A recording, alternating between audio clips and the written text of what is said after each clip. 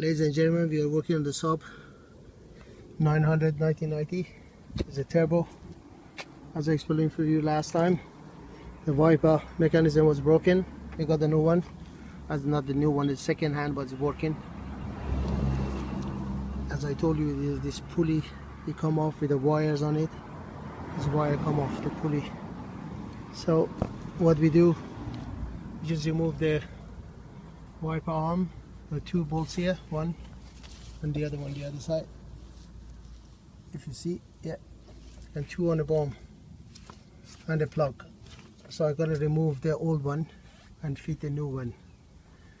So that's it. So, and if there is any final part, I'm gonna let you know how it works. But it's not that difficult. It's simple. Just two on the bottom, two on the top. That's it. When you want to fit it, just make sure this thread is like a spline.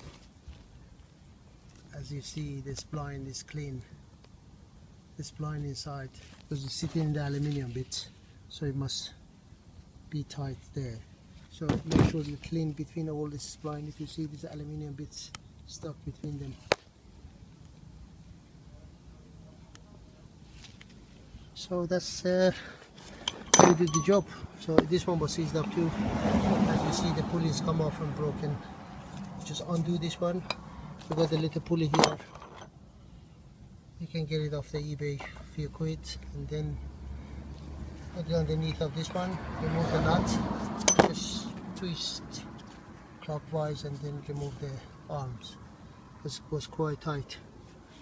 So that's it. Thanks for watching. See you in the next video. Bye.